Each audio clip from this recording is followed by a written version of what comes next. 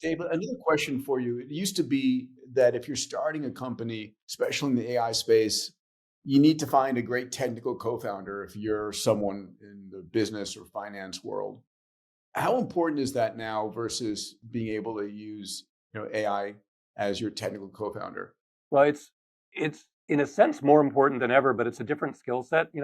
It's very much the visionary that can decide what should we be doing has become incredibly important. And then the technical co-founder who would just grind out, Steve Wozniak would be the quintessential example. Like Steve Jobs is like, we need to build the Apple II. This is what it needs to be like for the user. That skill set's more important than ever. Mhm. Hey, Woz, can you get the chip count down? Can you wire this all together? Grind it out all night. That skill set becomes much less relevant because AI will do all the chip routing for you.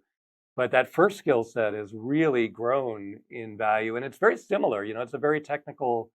You got to choose components. You got to decide this will work, this won't work. It's a very technical skill set, but it's more of a visionary skill set. I think there's one other skill set that's coming to the fore here, which is find hidden gems of data sets and figure out how to monetize them.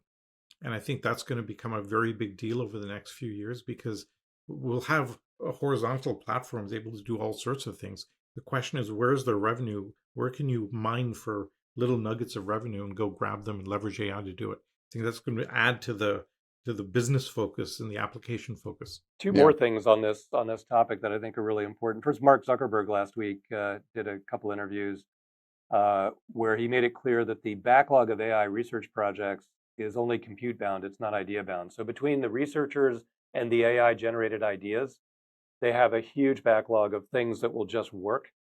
And there isn't enough compute, even in Microsoft's hundreds of thousands of GPUs, there isn't enough compute to try the ideas. So we've tipped from idea bound to compute bound, and that'll be true forever hereafter. And then on the second bullet, 95% of code AI generated by 2030. I think that timeline to 2030, Satya would have said 2040, 2050 just a few months ago. Mhm. And so that's consistent with Demis Hassabis also. He was more conservative about the timeline to AGI, and he's pulled in his forecast now too. So what you're seeing is even the conservative, let's be cautious people are really pulling in their date, and that's telling. It's the AI singularity as Salim and I spoke about earlier.